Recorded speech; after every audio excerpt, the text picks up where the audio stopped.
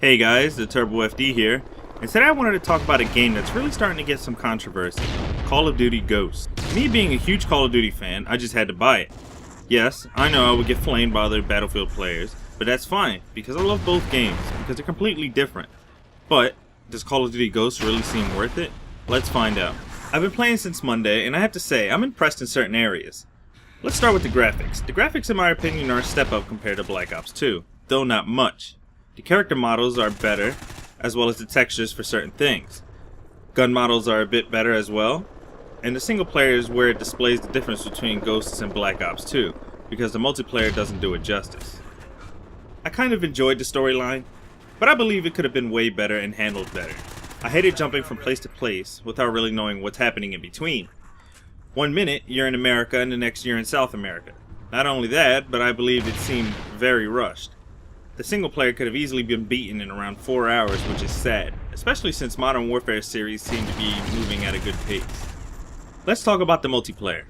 I believe the multiplayer has been improved greatly compared to the last couple of iterations. The perk system has been redone, it's not overdone like in Modern Warfare 3 and Black Ops 2. The maps also grew in size instead of having small arenas like usual. My favorite map being Stonehaven, it's definitely one of the better graphically done maps compared to the others.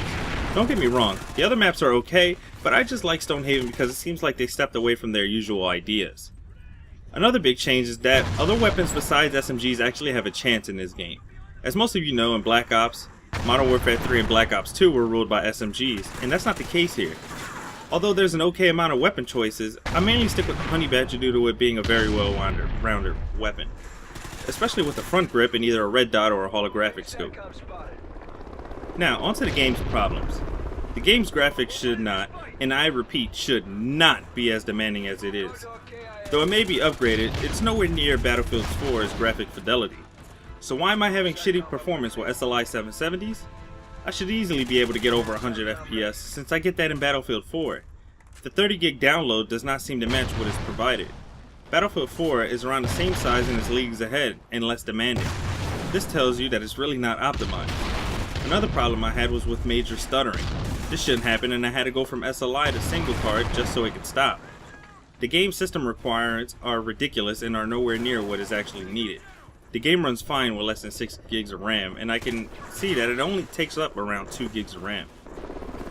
Another problem I have is no field of view slider. What was Infinity Ward thinking? The only way to change the field of view was due to a modification, but yet that has been taken down due to threats from Infinity Ward. Seriously? Next would be the missing integrated Twitch streaming and theater mode. How can those two seriously be missing? Okay, Twitch streaming missing is okay, but really theater mode? Treyarch got it right and everyone loves their theater mode, so how hard was it to take the time to implement it? All in all, I would advise you to wait until you can grab the game on sale later down the line. Though multiplayer is fun, it is not worth all the problems that the game has right now, so I suggest you wait a bit until it's patched. It seems Infinity Ward has lost its touch after the original team left, which is quite sad, but these problems are not acceptable at all. Well, that's it for today. I hope you enjoyed my impressions and can like and subscribe. Thanks for watching, and as always, see you next time.